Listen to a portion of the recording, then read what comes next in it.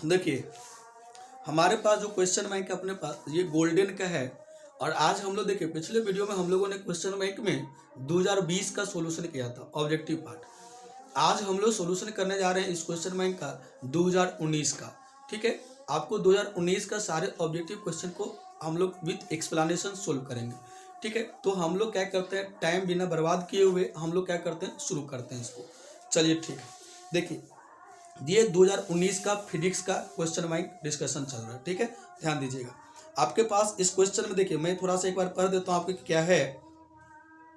कह रहे हैं कि 1 से 35 के प्रत्येक प्रश्न के साथ 4 विकल्प दिए गए हैं जिनमें से एक सही है। आपके पास टोटल 35 क्वेश्चन है जिसके 4 विकल्प हैं और एक ही सही है, ध्यान रखना है अपने पास। ठीक है, देखिए अब कह रहा है कि अपने द्वारा चुने गए सही विकल्प को ओएमआर शीट में चिन्हित करें। आपको कह रहा है कि जो सही आपको लग रहा है उसको क्या करना है कि ओएमआर शीट के जो बबल होते हैं, जो वृत्त की तरह होते हैं, जो सर्कल होता है, उसको आपको अच्छे से रंगना है। चलिए हम लोग शुरू कर लेते हैं।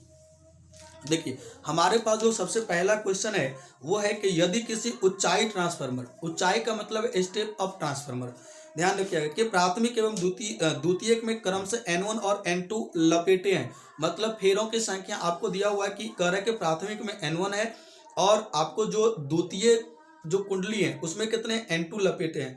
तो कह रहा है कि कौन सही है, मतलब आपको दिया है कि नंबर ऑफ फेरों की संख्या किसमें ज्यादा और किसमें कम होता है। तो ध्यान रखिएगा आप कि जो ट्रांसफार्मर होते हैं अपने पास, तो ट्रांसफार्मर दो तरह के होते हैं, एक स्टेप अप होता है और एक स्टेप डाउन होता है। यदि आपको ऊंचाई ट्रांसफार्मर होता है, हिंदी में क्या कहते हैं, ऊंचाई ट्रांसफार्मर और अपचाई ट्रांसफार्मर। ध्यान दीजिएगा, ऊंचाई का मतलब है वो क्या करेगा, वोल्टेज को बढ़ा करके भेजेगा, और अपचाई का मतलब है वोल्टेज को घटा करके भेजेगा। कई बार आपको ये पूछ लेता है ट्रांसफार्मर में कि ट्रांसफार्मर में क्या चीज को मतलब वैरी किया जाता है, बदला जाता है। ध्यान रखिएगा, विभव को बदला जाता है, वोल्टेज को बदला जाता है, ध्यान रखिएगा इस तरह का। तो सबसे पहला जो क्वेश्चन है अपने पास, तो आपको यही पूछा है कि यदि किसी ऊंचाई ट्रांसफर, ध्यान रखिएगा जो ऊंचाई है जो वोल्टेज बढ़ाएगा, तो वोल्टेज बढ़ाएगा तो द्वितीय कुंडली में फेरों की संख्या ज्यादा होना चाहिए। तो यहाँ पर द्वितीय कुंडली में फेरों की संख्या N2 है और प्राथमिक कुंडली में फेरों की संख्या N1 है। तो ध्यान रखिएगा ऊंचाई के लिए जो बढ़ाएगा तो जो बाद वाला कुंडली है मतलब द्वितीय कुंडली है उसमें फेरों की संख्या ज्यादा होना चाहिए प्राथमिक कुंडली से। ये द्वितीय कुंडली में फेरों की संख्या है और ये प्राथमिक कुंडली में फेरों की संख्या है। तो ऊंचाई बढ़ा कर भेजेंगे तो बाद वाला में ज्यादा होना चाहिए, बढ़ा के भेजना है तो बाद वाला में फेरों की संख्या ज्यादा होना चाहिए। और यदि अपने को घटा के भेजना हो ये रिलेशन उल्टा होगा, तो प्राथमिक कुंडली में फेरों की संख्या ज्यादा होना चाहिए किससे, द्वितीय कुंडली से। कब, जब हमको घटा के वोल्टेज भेजना हो, मतलब स्टेप डाउन ट्रांसफार्मर में। यहां पर आपका स्टेप अप का बात कर रहा था, इसीलिए ये ऑप्शन सही है। और ये देखिए कौन सा ऑप्शन में है, एक सेकेंड, ये कौन सा ऑप्शन में है, एक सेकंड रुक जाइए। ये हमारे पास जो ऑप्शन है, हमारे पास जो ऑप्शन है वो ऑप्शन नंबर बी में ऐसा कुछ लिखा हुआ है। कौन सा ऑप्शन में है, तो हमारे पास जो ऑप्शन दिया हुआ है ऑप्शन बी में इस तरह का बात लिखा हुआ है कि N2 ग्रेटर देन N1। इसीलिए इस क्वेश्चन का जो आंसर हो गया वो कौन सा ऑप्शन हो गया अपने पास, तो बी नंबर ऑप्शन हो गया। चलिए क्वेश्चन नंबर 2 का बात करते हैं हम लोग। क्वेश्चन नंबर 2 में कि विद्युत चुंबकीय तरंग की संचरण की दिशा होता है, करे इलेक्ट्रोमैग्नेटिक वेव का डायरेक्शन किधर होता है। आपको पढ़ाए हुए हैं, आपको पता है कि E क्रॉस B होता है। ध्यान रखिएगा यहाँ पे ये क्रॉस प्रोडक्ट है, E क्रॉस B के डायरेक्शन में होता है, या फिर आप यहाँ पे इसको लिख सकते हैं -B क्रॉस A लिख सकते हैं। ये बात ध्यान रखिएगा, कई बच्चा क्या करता है B क्रॉस A, इसको उलटना नहीं है। क्रॉस प्रोडक्ट में यदि उल्टोगे तो यहाँ माइनस आएगा, आप ध्यान रखना इस चीज का। E क्रॉस B के डायरेक्शन में होता है। और कौन सा ऑप्शन है अपने पास, तो ऑप्शन नंबर अपने पास इस तरह का जो है वो ऑप्शन नंबर डी में लिखा हुआ है। ध्यान दीजिएगा, ऑप्शन नंबर डी में लिखा हुआ E cross B। Option number A में था कि B के समांतर, ऑप्शन नंबर बी में था E के समांतर, ऑप्शन नंबर सी में B क्रॉस E के समांतर, और ऑप्शन नंबर डी में है E क्रॉस B के समांतर, इसलिए ऑप्शन नंबर डी सही है। क्वेश्चन नंबर 3 का बात करते हैं हम लोग। कह रहे हैं कि एक उत्तल लेंस के n=1.5 को पानी n=1.3 में डुबाया जाता है। ध्यान रखिएगा, कभी भी आपको किसी भी लेंस को, ध्यान से सुनिएगा, किसी भी लेंस को यदि आप उसके, ध्यान से सुनिएगा एक बात मैं बता रहा हूं, अपने पास ये उत्तल लेंस बोला गया अपने को, ये उत्तल लेंस है, उसका अपवर्तनांक n का वैल्यू 1.5 है। अब ध्यान देखिए, इसको क्या कर रहा है कि हम लोग इसको पानी में डुबा रहे हैं, और पानी का अपवर्तनांक जो होता है ये कितना होता है, तब पानी का अपवर्तनांक आपको पता है कि ये 1.33 होता है। अब ध्यान दीजिएगा, देखिए एक बात मैं आपको बता रहा हूँ, बात नंबर पहला, पॉइंट नंबर पहला, फर्स्ट पॉइंट आपको ये बता रहा हूं कि जब भी कभी आप लेंस को डुबाओगे, ध्यान से देखिएगा, जब भी कभी आप लेंस को डुबाओगे तो लेंस को यदि आप अपने से क्या बोलते हैं, यदि लेंस को आप अपने से जो भी लेंस का रिफ्रेक्टिव इंडेक्स है उससे यदि आप कम वाले में डुबाओगे, यदि आप लेंस के रिफ्रेक्टिव इंडेक्स से कम वाला में डुबाओगे तो जो लेंस है वही लेंस रहेगा, समझ रहे बात को। और यदि लेंस का जो रिफ्लेक्टिव इंडेक्स है उस लेंस के रिफ्लेक्टिव इंडेक्स से ज्यादा वाला चीज में लेंस को डुबाओगे तो जो भी लेंस होगा उसका प्रकृति बदल जाएगा, नेचर बदल जाएगा। यदि मान लीजिए कि आप उत्तल लेंस को डुबा रहे हो ज्यादा वाले में, किसमें डुबा रहे हो, ज्यादा अपवर्तनांक वाले में डुबा रहे हो, तो उत्तल लेंस अवतल लेंस में बदल जाएगा। और यदि आप अवतल लेंस को डुबा रहे हो ज्यादा वाला में तो वो किस में बदल जाएगा, उत्तल लेंस में बदल जाएगा। तो ध्यान रखिएगा, अभी आपको देखिए लेंस का अपवर्तनांक कितना है 1.5 और कहां डुबा रहे हैं तो 1.33 में, तो कौन वाला में डुबा रहे हैं, तो जैसा है वही नेचर का मिलेगा, जो नेचर का आपका लेंस होगा वही मिलेगा। इसीलिए अभी ये उत्तल था तो उत्तल मिलेगा, ध्यान रखिएगा। अच्छा, यदि दोनों का प्रकृति, मान लीजिए कि दोनों का अपवर्तनांक सेम है, जो लेंस का अपवर्तनांक है और उतना ही वाला में आप डुबाओगे, उतना ही वाला अपवर्तनांक में आप लेंस को डुबा दोगे, तब उस केस में क्या होगा अपने को कि लेंस अपने को नहीं दिखेगा, लेंस क्या होगा, डिसअपियर हो जाएगा। डिसअपियर मतलब नहीं दिखेगा। दोनों का अपवर्तनांक यदि सेम रहेगा तो लेंस अपने को नहीं दिखेगा, ध्यान रखिएगा। अच्छा, कई बार आपको यहां से आपको इसका पावर पूछता है, तो ध्यान रखिएगा, तो पावर क्या होता है, जब यदि सेम वाला में डुबाइएगा, सेम वाला में डुबा दीजिएगा, सेम तरह का, मतलब लेंस का जितना अपवर्तनांक है उतना ही अपवर्तनांक में लेंस को डुबाओगे आप तो पावर अपने को 0 मिलेगा, ध्यान रखिएगा इस चीज का। चलिए, इस क्वेश्चन में जितना पूछा गया था, अपने को पूछा गया था कि हमारे पास उत्तल लेंस है, इसका अपवर्तनांक इतना है और पानी में डुबा रहे इतना, तो कम वाला में डुबा रहे तो कोई चेंज नहीं होगा, उत्तल लेंस है तो उत्तल लेंस रहेगा। और ये कौन सा ऑप्शन है, तो ऑप्शन नंबर ए में दिया हुआ है कि उत्तल लेंस की तरह काम करेगा, बी में दिया अपसारी लेंस की तरह काम करेगा, सी में दिया प्रिज्म की तरह काम करेगा और डी में दिया उत्तल दर्पण। दर्पण उर्पण प्रिज्म तो होगा नहीं, या तो लेंस ही रहेगा, आपको ध्यान रखना। चलिए हम लोग क्वेश्चन नंबर 4 का बात करते हैं। क्वेश्चन नंबर 4 में अपने पास एक लैम्डा तरंग वाले फोटोन की ऊर्जा होता है, आपको पता है ये होता है एच म्यू या फिर एच सी बाई लैम्डा, कई बार पढ़ा चुके हैं। और देखिए कौन सा ऑप्शन में, तो ऑप्शन नंबर बी में लिखा हुआ है, आपको ये वाला पार्ट दिया हुआ है, इसलिए option number B is correct हो गया। ध्यान दीजिएगा, ऑप्शन नंबर ए में था H C into lambda, B में H C by lambda, C में है एच लेमडा बाई सी और डी में है H Y lambda by H C, इसलिए आपका ऑप्शन कौन सा हो गया, तो बी हो गया। क्वेश्चन नंबर 5 का बात करते हैं हम लोग। करेक्ट कि जितने समय में किसी रेडियो एक्टिव पदार्थ की राशि अपने प्रारंभिक परिमाण से आधी हो जाता है तो उसे कहते हैं, देखिए कोई भी रेडियो एक्टिव पदार्थ है ना, कोई भी रेडियो एक्टिव मटेरियल है, वो जितने समय में अपने इनिशियल वैल्यू का हाफ हो जाता है उसको हम लोग हाफ लाइफ कहते हैं, मतलब अर्ध आयु कहते हैं। इसलिए कौन सा ऑप्शन हो गया, तो आपको ऑप्शन नंबर बी में दिया हुआ है अर्ध आयु। देखिए ऑप्शन ए में औसत आयु, ऑप्शन बी में अर्ध आयु, ऑप्शन सी में आवर्तकाल, ऑप्शन डी में अक्षय नियतांक, तो अर्ध आयु हो गया ऑप्शन नंबर बी। चलिए क्वेश्चन नंबर 6 का बात करते हैं हम लोग। करके ताप बढ़ने से अर्धचालक का विशिष्ट प्रतिरोध, मतलब देखिए अर्धचालक है, अर्धचालक का हम लोग ताप बढ़ा रहे हैं, ध्यान दीजिएगा अर्धचालक है, अर्धचालक का बात करें हम लोग। अर्धचालक के लिए यदि हम लोग टेम्परेचर को इंक्रीज करते हैं तो तापमान को बढ़ाने से क्या होता है, अर्धचालक में जो कोवैलेंट बॉन्ड होते हैं वो क्या होते हैं, ब्रेक होते हैं और उसकी कंडक्टिविटी बढ़ जाता है, मतलब चालकता बढ़ जाता है। चालकता को हम लोग सिग्मा से लिखते हैं और ये बढ़ जाता है, तो चालकता बढ़ रहा मतलब करंट फ्लो बढ़ गया, इसका मतलब उसका प्रतिरोध घट गया होगा, मतलब आर क्या हो गया, तो घट गया, और आर घट गया मतलब रो भी क्या हो गया होगा, घट गया होगा। ये है प्रतिरोध और ये है प्रतिरोधकता, तो ये बात ध्यान रखिएगा, ये सारा चीज हमने एक साथ बता दिया। अभी आपको ये पूछा है, बताइए तापमान बढ़ाने से, तापमान बढ़ा रहे तो प्रतिरोधकता क्या हो रहा है, घट रहा है। और देखिए कौन सा ऑप्शन में आपके पास है, ऑप्शन नंबर ए में बढ़ता है, ऑप्शन नंबर बी में है घटता है, ऑप्शन नंबर सी में है अपरिवर्तित रहता है और ऑप्शन नंबर डी में शून्य हो जाता है। बताइए कौन सा ऑप्शन, ऑप्शन नंबर बी सही है, तो बी सही है। चलिए हम लोग क्वेश्चन नंबर 7 का बात करते हैं। क्वेश्चन नंबर 7 में कि पृथ्वी के किसी स्थान पर एक टीवी प्रेषण टावर की ऊंचाई 245 मीटर है, जितनी अधिकतम दूरी तक इस टावर का प्रसार पहुंचेगा वह है, ध्यान से देखिएगा, एक फार्मूला अपने को ध्यान रखना है।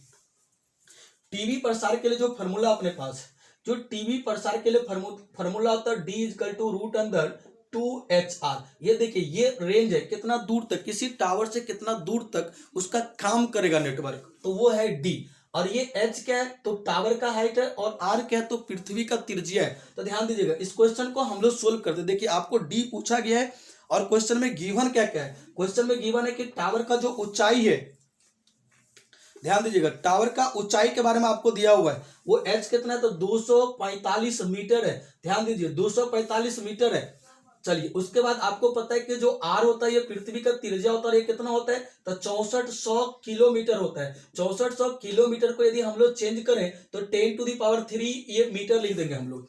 इसको यदि हम लोग यहाँ पे रख दे तो यहाँ से देखिए डी का वैल्यू क्या मिलेगा, रूट के अंदर में 2 इंटू एच का वैल्यू कितना अपने पास 245 इंटू, ध्यान से देखिएगा आर का वैल्यू कितना अपने पास तो 6400। कई बार आपको ध्यान रखिएगा ये क्वेश्चन आपको यही पूछ लिया फॉर्मूला, कई बार वो पूछा हुआ। अब इस बार जो पूछा गया आपको वो इसका एप्लीकेशन मतलब वैल्यू पूछा गया। अब क्या करिए इंटू 10⁻³ इसको सोल्व कर लेते हैं हम लोग। देखिए 245 को 2 से मल्टीप्लाई करिएगा तो ये कितना मिलेगा अपने को 490 मिलेगा। देखिए 245 गुना 2 490 गुना 64 इंटू 10⁻³ और ये 2 ये कितना मिला 5, ये जीरो को यहां रख दीजिए तो देखिए क्या मिल जाएगा 49 इंटू 64 इंटू 10⁻6। इसको यदि हम लोग सोल्व कर ले देखिए 49 का कितना मिलेगा 7, ये 64 का कितना मिलेगा 8 और ये देखिए 10⁻6 है ये कितना मिलेगा 10⁻3। ये किस में मिला अपने को तो मीटर में मिला, ये किस में मिला अपने को मीटर में मिला। इसको यदि हम लोग सोल्व करते कितना मिलेगा 8 को 7 से मल्टीप्लाई करो तो 56, ये क्या मिला 56 इंटू 10⁻³ मीटर। यदि किलोमीटर में चेंज करें तो 56 किलोमीटर। आपको पता है कि 10⁻³ कैंसिल आउट हो जाएगा मीटर से। मीटर से किलोमीटर में बदलने के लिए 10⁻³ से मल्टीप्लाई करते हैं। यदि आप 10⁻³ से मल्टीप्लाई करोगे तो वो इसको काट देगा, कितना मिला 56 किलोमीटर। देखिए क्वेश्चन नंबर 7 में किसमें 56, आपका ऑप्शन नंबर सी सही है। चलिए ये आपका हो गया आपको क्वेश्चन नंबर 7। अच्छा कई बार इसको देखिए, अब यहां से एक फार्मूला आप और भी ध्यान रखिए, एच का फार्मूला यहीं से निकालिए, दोनों से अगर स्क्वायर कर लेंगे तो हमको क्या मिलेगा d² = 2HR।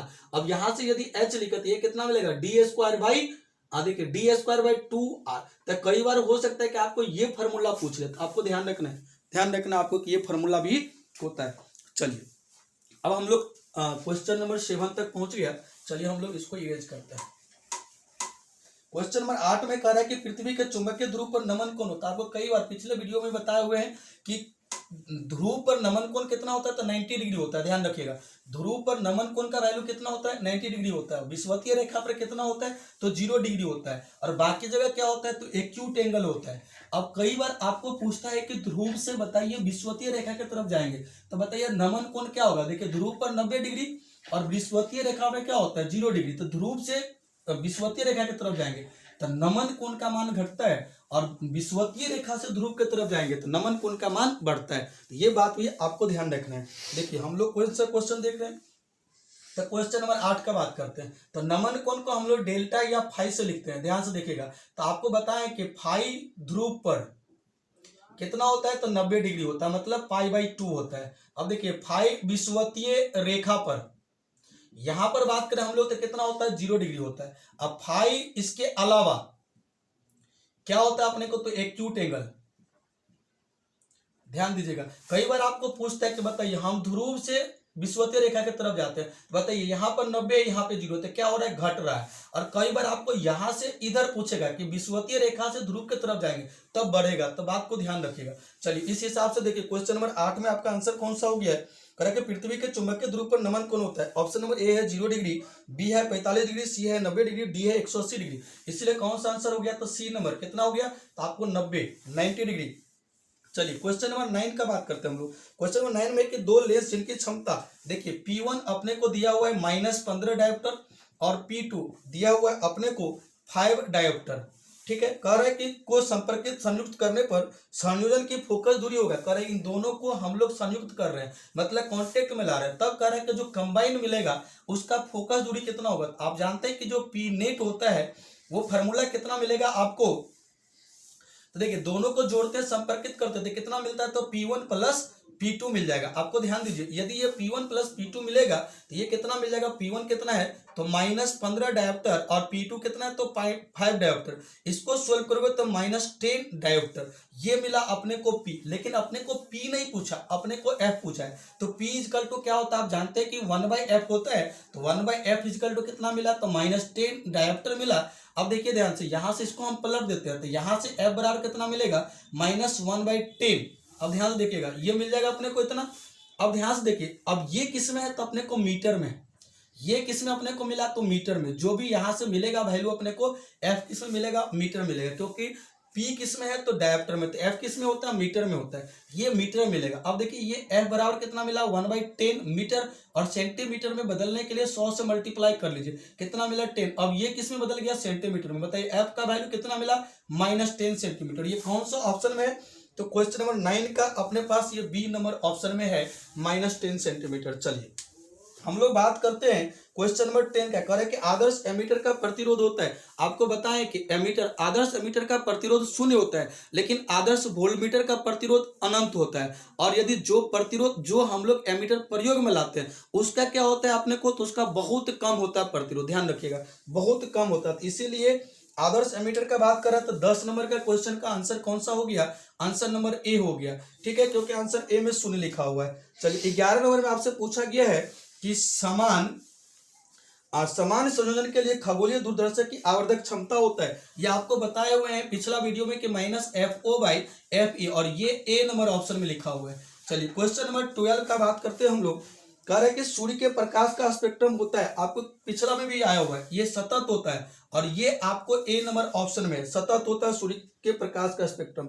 चलिए क्वेश्चन नंबर 13 में कि चुंबकीय क्षेत्र बी में अवस्थित एम चुंबकीय आघूर्ण वाले धारा पास द्वारा अनुभूत वाला आघूर्ण का मान होता है। आपको पढ़ाए हुए हैं, देखिए ध्यान से, आपको पढ़ाए कि जो टॉर्क का वैल्यू होता है वो m क्रॉस b होता है। अच्छा ये किस में होता है, तो चुंबक में होता है। और यही यदि आपको ध्यान होगा कि यही चीज आप यदि विद्युत द्विध्रुव में बोलेंगे हम लोग, मतलब क्या बोलते हैं आपको इलेक्ट्रोस्टैटिक्स में बोलेंगे, तो आपको पता होगा कि m के जगह पे p लिखते हैं तो p क्रॉस, और b के जगह पे e लिखते हैं, तो ध्यान रखिएगा इस बात को भी। ये कहाँ पे मिलता है आपने को, तो जब आपको कह दे कि विद्युत द्विध्रुव आघूर्ण P हो और विद्युत क्षेत्र E हो, तब अपने को जो मिलेगा टॉर्क का वैल्यू, बल आघूर्ण जो मिलेगा वो ये मिलेगा। अभी आपको ये पूछा हुआ है, और ये कौन सा ऑप्शन में, तो ऑप्शन नंबर ए है। चलिए 13 हो गया। क्वेश्चन नंबर 14 का बात करते हैं हम लोग, ध्यान से देखिएगा। क्वेश्चन नंबर 14 का बात करते हैं तो 14 में अपने पास जो है, क्वेश्चन नंबर 14 में क्या लिखा हुआ है, क्वेश्चन नंबर 14 में कि किसी गोलीय पृष्ठ के अंदर यदि Q आवेश रख दिया जाए तो संपूर्ण पृष्ठ से निकलने वाला विद्युत फ्लक्स होगा।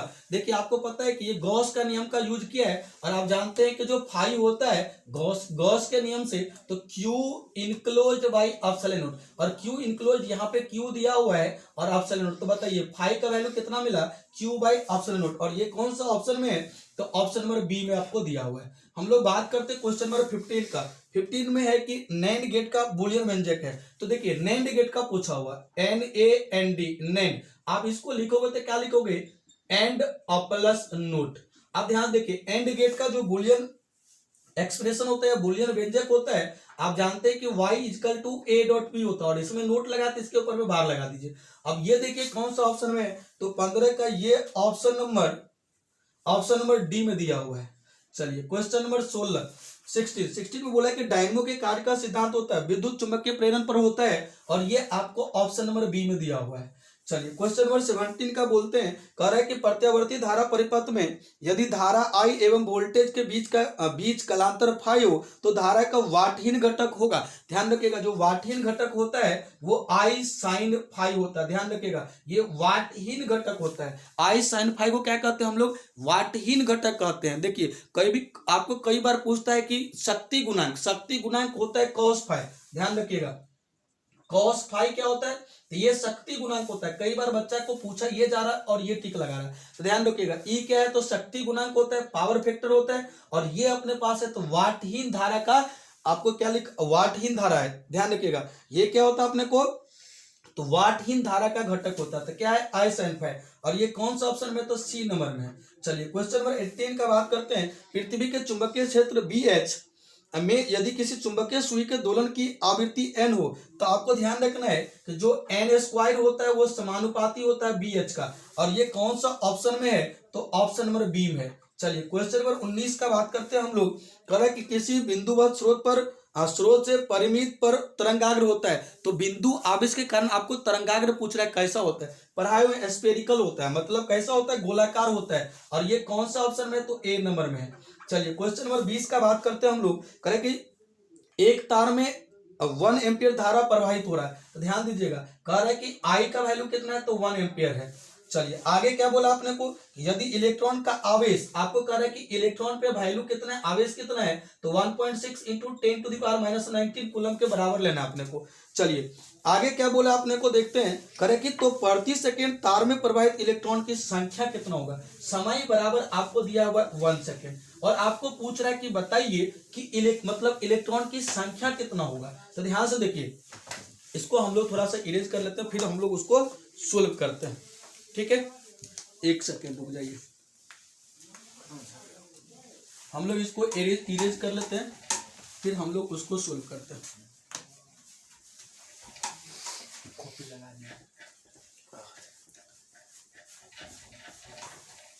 चलिए इधर ध्यान दीजिए, अपने पास क्या था, क्या क्या दिया हुआ है देख लेते हैं हम लोग। देखिए हम लोग लिखे हुए हैं कि यहाँ पर जो दिया हुआ है पार्ट है क्वेश्चन नंबर 20 का, क्वेश्चन नंबर 20 का पार्ट है। हम लोग देख लेते हैं कि क्या दिया हुआ है अपने को। क्वेश्चन नंबर 20 में अपने पास जो आई दिया हुआ है, आई कितना दिया हुआ है, तो 1 एम्पियर है, और ई का वैल्यू दिया हुआ है कि 1.6 इंटू 10⁻⁻19 कूलम लेना है अपने को। अच्छा, इसके बाद अपने को टी इक्वल टू दिया हुआ है 1 सेकेंड। देखिए आई बराबर आप जानते हैं कि क्यू बाई टी होता है, यहाँ से क्यू बराबर कितना मिलेगा, आई इंटू टी मिलेगा। आई कितना है, तो 1 है, और टी कितना अपने पास, तो 1 है। तो ध्यान से देखिए, तो यहाँ से क्यू बराबर कितना मिल गया, 1 कूलम, मतलब ये कितना मिला, 1 कूलम। अब जानते हैं कि क्वांटाइजेशन ऑफ चार्ज से या क्वांटमिक रन से क्यू बराबर क्या होता है, तो एन इंटू ई, और ये किसके बराबर हो गया, 1 के बराबर। आपको एन कितना मिलेगा, तो 1 बाई ई के बराबर, मतलब 1 बाई ई का वैल्यू कितना है, तो देखिए ई का वैल्यू आपको गिवन है 1.6 इंटू 10⁻⁻19। अब इसको आप सोल्व करोगे तो इसको एन बराबर कितना लिखोगे, ये ऊपर चला जाएगा, इसको हम लोग लिख सकते हैं 10⁻19 बाई 1.6। अब देखिए ये पॉइंट हटाएंगे तो यहाँ पर 10 आएगा, ये कितना होगा 5, और ये कितना होगा 8, ये कितना मिला, तो 5/8 इंटू 10⁻19। अब देखिए इसको यदि हम लोग सोल्व करें, ये कितना से डिवाइड होगा, तो यदि यहाँ पर हम लोग 0 पॉइंट दे देते कितना होगा 50, और 50 मतलब कितना, 8 6 48, कितना मिला 2, 2 पे 0 20, तो 5 कितना मिला, ये इतना गुना 10⁻19। अब देखिए आपको कौन सा में है, और यही क्या होता है इलेक्ट्रॉन की संख्या। आप जानते हैं क्वांटमिक रन में जो एन होते हैं, इनका वैल्यू वो क्या होता है, इलेक्ट्रॉन की संख्या होता है। और देखिए कौन सा ऑप्शन में है आपके पास, तो आपके पास, अच्छा यहाँ से एक पॉइंट आगे कर लीजिए, इसको और लिख ले तो 6 पॉइंट कितना मिलेगा, 4 इंटू 10⁻18। अब देखिए शायद मिल रहा होगा आपको, तो 6 पॉइंट, अच्छा सॉरी, ये इसको आप डिवाइड करोगे तो ये कितना मिलेगा, 6.25 आएगा, ठीक है। तो ये कितना मिल गया अपने को, 6.25 इंटू 10⁻18। देखिए 6.25 इंटू 10⁻18 कौन सा ऑप्शन में है, तो बी नंबर ऑप्शन में, इसलिए कौन सा आंसर सही हो गया, इसका बी सही हो गया। चलिए क्वेश्चन नंबर 21 का बात करते हैं हम लोग। क्वेश्चन नंबर 21 में कि प्रत्यावर्ती धारा के वर्गमूल मान, वर्गमूल आपको पूछा है कि IRMS, ठीक है, IRMS करंट का IRMS, और कह रहा है कि आपको कि मान और शिखर मान का अनुपात होगा, मतलब, और पूछा है कि आई नोट, इन दोनों का अनुपात होगा। तो आप जानते हैं कि IRMS जो होता है वो होता है आई नोट बाई √2। अब देखिए इस आई नोट को इसके नीचे लेके आ जाइए, तो IRMS अब आई नोट ये कितना मिला, 1/√2। बताइए दोनों का अनुपात कितना है, तो 1/√2, और ये कौन सा ऑप्शन में है, तो ऑप्शन नंबर बी में आपको दिया हुआ है। चलिए क्वेश्चन नंबर 22 का बात करते हैं हम लोग। कह रहा है कि अनुचुंबकीय पदार्थ की प्रकृति होता है, ये स्थिर होता है, ध्यान रखिएगा, ऑप्शन नंबर ए सही है।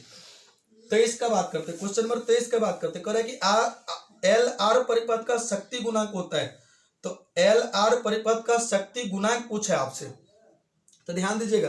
RL परिपथ का शक्ति गुणांक, मतलब आपको अभी हम बताए थे थोड़ी देर पहले कि cos फाई को बोला जाता है शक्ति गुणांक। आपको cos फाई के बारे में पूछा गया है, तो ध्यान दीजिएगा कि जो फेजर डायग्राम बनाते हैं हम लोग किसका, तो RL का, ध्यान दीजिएगा RL आपके पास है, और RL सर्किट का यदि हम लोग फेजर डायग्राम बनाते हैं तो आपको पता होगा कि इस लाइन पर आपको VR मिलता है, और आपको यहाँ पर VR मतलब रेजिस्टेंस के क्रॉस वोल्टेज यहाँ पे माने, तो हम लोग यहाँ पर अपने को क्या मिलता है, VL मिलता है। अब देखिए यहाँ से ध्यान दीजिए, यहाँ से यदि हम लोग रिजल्टेंट बात करें तो ये मिलता था, और ये एंगल फाई होता है। अब देखिए यहाँ से यदि हम लोग इसको सोल्व करें तो अब ध्यान से देखिए कि आपको टेन फाई, यहाँ से कॉस फाई क्या मिलेगा। अब देखिए पहले इस ट्रेंगल का बात करते हैं हम लोग, यहाँ पर ध्यान दीजिए, इस ट्रेंगल से अपने को अच्छा ये वाली जो मिलेगा अपने को कितना मिलेगा, तो ये जो मिलेगा अपने को रूट के अंदर में, ध्यान दीजिए ये जो मिलेगा रूट के अंदर में वी आर का स्क्वायर प्लस वी एल का स्क्वायर। अब देखिए ये मिल गया तो यहां से हम लोग कॉस फाई निकाल सकते हैं। बताइए कॉस फाई क्या मिलेगा अपने को, तो कॉस थीटा क्या होता है, तो बी बाई एच होता है। तो बी ये है और एच ये है, तो ये कितना था अपने पास वी आर है और एच कितना अपने पास, तो ये है रूट के अंदर में V R square plus V L का स्क्वायर। अब देखिए आप जानते हैं कि जो वी आर होता है वो मतलब वोल्टेज अक्रॉस रजिस्टर है। तो आप जानते हैं कि वी इजकल टू क्या होता है, तो आई इंटू आर होता है। तो बताइए वी आर कितना मिलेगा, तो आई इंटू आर मिल जाएगा और वी एल कितना होगा, मतलब वोल्टेज अक्रॉस इंडक्टर, तो आई इंटू एक्स एल। अब यदि इसका वैल्यू यहां पे रख दीजिए तो यहां से आपको देखिए कॉस फाई बराबर क्या मिलेगा, V equal to I into R. अब बाई डिवाइड में देखिए यहाँ पे क्या मिलेगा, वी आर का स्क्वायर, तो वी आर क्या है, तो आई इंटू आर का square plus I into X L का स्क्वायर। अब देखिए यहां से क्या मिलेगा, तो आई आर बाई, अब देखिए आई स्क्वायर दोनों में है, ये कॉमन आ जाएगा, बाहर आएगा तो आई बाहर निकल जाएगा, अंदर में क्या मिला था R square plus X L का स्क्वायर। अब देखिए ये से ये कैंसिल आउट हो गया। अब ये क्या मिलेगा, आर बाई रूट अंदर आर स्क्वायर प्लस देखिए एक्सएल क्या होता है, ओमेगा एल के बराबर होता है, तो इसका स्क्वायर। अब देखिए शायद आपको यही वाला ऑप्शन आपको लिखा हुआ है, ठीक है। तो देखिए ये cos फाइव का वैल्यू ये किसमें है, ऑप्शन नंबर बी में आपको यही लिखा हुआ है। ऑप्शन नंबर बी में यही लिखा हुआ है कि आर बाई रूट अंदर R square plus omega square L square, ये ओमेगा स्क्वायर एल स्क्वायर ये मिला अपने को cos फाइव, और इसी को हम लोग कहते हैं शक्ति गुणांक, इसी को क्या कहते हैं, शक्ति गुणांक। और ये कौन सा ऑप्शन में अपने को, तो ये बी नंबर उत्तर सही है इसका। देखिए 23 हो गया। करेक्ट 24 में निम्नलिखित में किसका अपूर्णांक सबसे अधिक होता है, किसका होता है, तो आपको पता है कि हीरा का होता है। किसका अपूर्णांक सबसे अधिक होता है, तो हीरा का अपूर्णांक सबसे अधिक होता है। और ये कौन सा ऑप्शन में आपके पास है, तो ऑप्शन नंबर डी है। तो 24 का ऑप्शन नंबर डी सही हो गया। चलिए हम लोग बात करते हैं 25 का। चलिए इसको थोड़ा मैं इरेज कर लेता हूं, फिर मैं क्वेश्चन नंबर 25 आपको देखते हैं हम लोग। देखिए 25 में आपके पास है कि 10 माइक्रोकूलम एवं -10 माइक्रोकूलम के दो बिंदु आवेश वायु में परस्पर 40 सेंटीमीटर की दूरी पर रखा गया है, ठीक है। और निकाय की वैद्युत स्थितिज ऊर्जा होगा। ध्यान से देखिए आपको पूछ रहा है कि बताइए तो उसका वैद्युत स्थितिज ऊर्जा कितना होगा।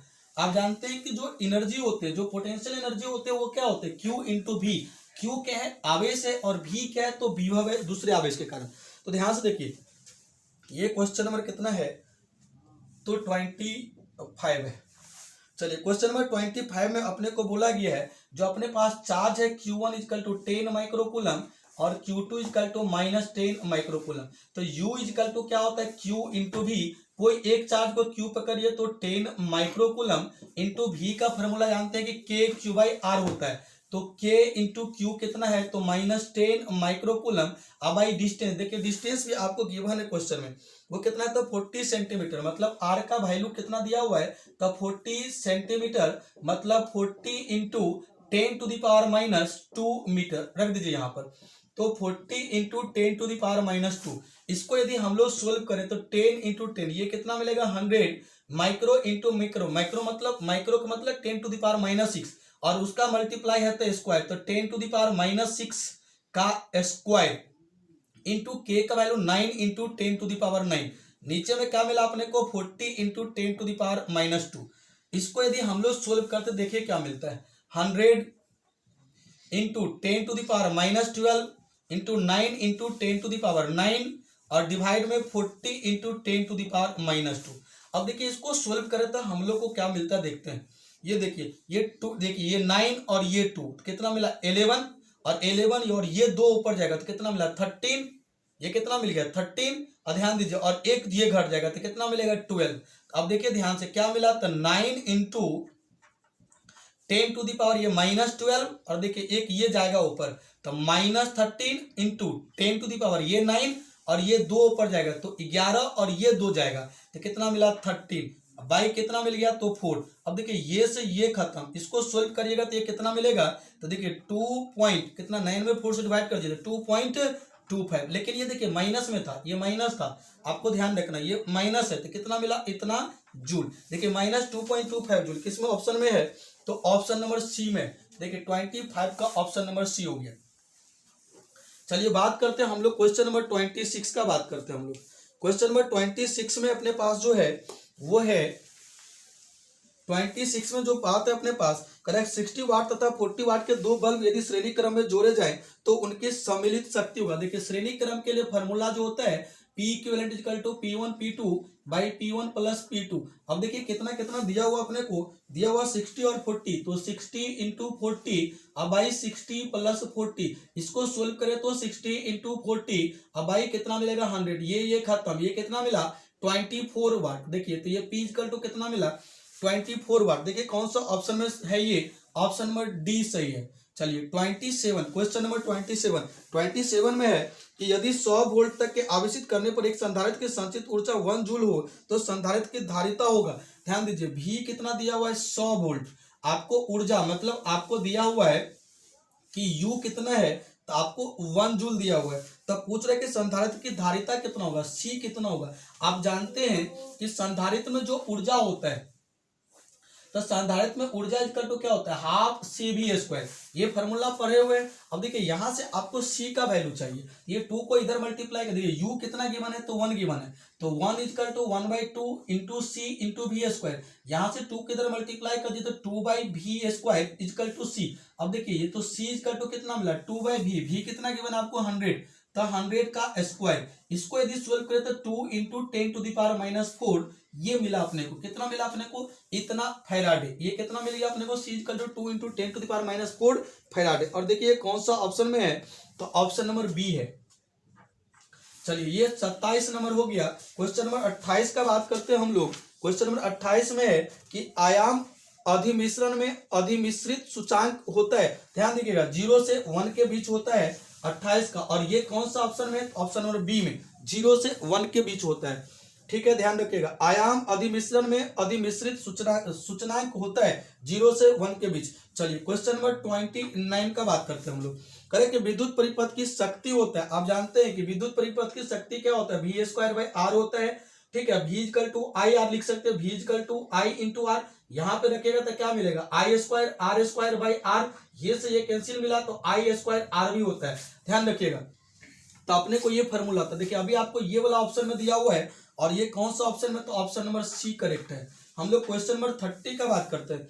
क्वेश्चन नंबर 30 में है कि स्थिर विभवांतर पर किसी विद्युत परिपथ का प्रतिरोध आधा कर दिया जाता है, ध्यान रखिएगा स्थिर विभवांतर पर किसी विद्युत परिपथ का प्रतिरोध आधा कर दिया जाता है तो उत्पन्न ऊष्मा का मान होगा। आप जानते हैं कि H इक्वल टू जो होता है वो क्या होता है I² R इंटू टी होता है, लेकिन आपको देखिए क्वेश्चन में बोला है कि V को कांस्टेंट रखना है, V को अचर रखना, तो इसमें V वाला फॉर्मूला लगाइए। तो आप जानते हैं कि V फॉर्मूला हम यहां से ला सकते हैं, यहां से देखिए I बराबर कितना होता है तो I बराबर कितना मिल जाएगा V/R, तो यहाँ पे रख दीजिए तो H इक्वल टू कितना मिल जाएगा V/R का square into R into T. ध्यान देखिएगा ये V कितना मिलेगा तो V² एक R से एक R कट जाएगा तो V²/R इंटू टी। अब देखिए ये कहाँ पे है तो रेजिस्टेंस नीचे आ रहा है, तो रेजिस्टेंस नीचे आ रहा है तो रेजिस्टेंस को दुगुना कीजिएगा। देखते हैं क्या बोला आपको, कह रहा है कि क्वेश्चन में कि यदि स्थिर विभवांतर पर परिपथ का प्रतिरोध आधा कर रहा है, परिपथ का प्रतिरोध आधा कीजिएगा तो ये कितना हो जाएगा 2 टाइम्स हो जाएगा,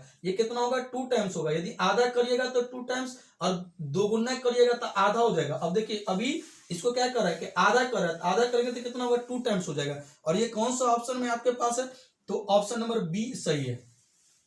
चलिए क्वेश्चन नंबर 31 का बात करते हैं हम लोग। क्वेश्चन नंबर 31 में कि आवेश के पृष्ठ घनत्व का मात्रक होता है। आप जानते हैं कि आवेश का पृष्ठ घनत्व को हम लोग किससे लिखते हैं तो सिग्मा से लिखते हैं, और ये पता होगा कि चार्ज बाई क्या होता है तो एरिया होता है। अब ये क्या होता है कूलम, और ये क्या होगा तो मीटर स्क्वायर, क्षेत्रफल का क्या होगा मीटर स्क्वायर, इसका मात्रक क्या मिला तो cm⁻², ये मिल गया मात्रक। और ये देखिए किस ऑप्शन में है कूलम मीटर⁻², ये ऑप्शन नंबर ए सही है। चलिए क्वेश्चन नंबर 32 का बात करते हैं हम लोग। करें कि एन अपवर्तनांक तथा ए प्रिज्म कोण वाले पतले प्रिज्म का न्यूनतम विचलन कोण होता है। आपको पता होगा कि n-1 इंटू ए होता है, n-1 इंटू ए आपको पढ़ाया गया है। ये कौन सा ऑप्शन में है आपके पास तो ऑप्शन नंबर बी में, ध्यान रखिएगा यहाँ पर म्यू भी हो सकता है, जो भी अपवर्तनांक देगा प्रिज्म का वो यहाँ रखना है। चलिए क्वेश्चन नंबर 33 का बात करते हैं हम लोग। करें कि प्रकाश के रंग के कारण होते हैं, कौन से कारण होते हैं ध्यान रखिएगा। देखिए एक बात आप ध्यान रखिएगा, यहाँ पर आपको मेन कारण जो होता है light of colour of light, cause of colour of light. तो cause of colour of light क्या होता है, मेनली आपको ध्यान रखना वेवलेंथ होता है, मतलब तरंगदैर्घ्य होता है, जो आपके ऑप्शन में नहीं दिया हुआ है। ठीक है, तो आपके ऑप्शन में नहीं हुआ तो आपको क्या करना है, इसमें आवृत्ति मारना आपको। ठीक है, ऑप्शन नंबर ए आपके लिए सही है, आवृत्ति को मानना मतलब फ्रीक्वेंसी, क्योंकि आप जानते हैं कि फ्रीक्वेंसी क्या होता है कि लाइट सोर्स का प्रॉपर्टी होता है। सपोज करिए कि हमारे पास जो ट्यूबलाइट जल रहा है, अभी हमारे पास जो आपको व्हाइट कलर का, यदि हम ट्यूबलाइट को बदल दे, हम रेड कलर वाला ट्यूबलाइट ले ले, तो अब उसका क्या होगा, आपका कलर बदल जाएगा। तो एक आपका फ्रीक्वेंसी पे भी डिपेंड करता है और एम्पलीट्यूड पे डिपेंड करता है। तो मेन कारण कौन सा है, एम्पलीट्यूड होता है। यदि एम्पलीट्यूड नहीं हो अपने को तो क्या लिखना, अपने को फ्रीक्वेंसी मानना, मतलब आवृत्ति मारना आपको। चलिए, तो 33 का ए नंबर सही हो गया। हम लोग बात करते हैं 34 का। क्वेश्चन नंबर 34 में अपने पास है कि वैद्युत द्विध्रुव की निरक्षीय स्थिति में विद्युत विभव का व्यंजक होता है। आपको याद होगा कि निरक्षीय स्थिति में विद्युत विभव का व्यंजक क्या होता है, तो जीरो होता है। ध्यान रखिएगा, निरक्षीय स्थिति में कितना होता है, तो जीरो होता है। कौन सा ऑप्शन में है, तो ऑप्शन नंबर डी में आपको दिया हुआ है। चलिए, तो 34 का डी नंबर सही हो गया। करे कि बेलनाकार लेंस का व्यवहार किया जाता है आंख के उस दोष को दूर करने के लिए जिसे कहा जाता है। ए ऑप्शन में निकट दृष्टिता, बी में दीर्घ दृष्टिता, सी में है एस्टिग्मेटिज्म और डी में है जरा दृष्टि। ध्यान रखिएगा, ऑप्शन नंबर सी सही है। 35 का अपने पास ऑप्शन नंबर सी सही है, एस्टिग्मेटिज्म। कौन सा आंसर सही हो गया, तो ऑप्शन नंबर सी सही हो गया। देखिए, इस तरह से हम लोगों ने क्या किया कि जो हमारे पास जो क्वेश्चन था प्रीवियस ईयर का, है ना, क्वेश्चन 2019 का, उसको हम लोगों ने जितना भी एक्सप्लेनेशन हो सकता था, जितना पॉसिबल है अपने को, है ना, उतना हमने क्या किया कि आपको एक्सप्लेनेशन दे करके आपको बता दिया। देखिए, जो भी वीडियो आपको दिया जाता है, आप क्या करो कि जितने भी आपके दोस्त हैं उनको आप शेयर करो, क्योंकि आपके जो बोर्ड एग्जाम में क्वेश्चन आने वाला है वो इसी सब में से आने वाला है। तो हो सकता है कि आपके किसी फ्रेंड का इस वीडियो के वजह से 5 से 10 नंबर इंक्रीज कर जाए, है ना। एक वीडियो से यदि 5 से 10 नंबर इंक्रीज कर जाए तो समझिए कि हमारे लिए भी बहुत अच्छी बात है। तो इसीलिए आपको क्या करना है कि जितने भी फ्रेंड है सबको आपको जितने भी वीडियो सारे के सारे शेयर करना। चलिए ठीक है, मैं अगला वीडियो आपको लेकर आऊंगा अगले दिन। चलिए, थैंक यू।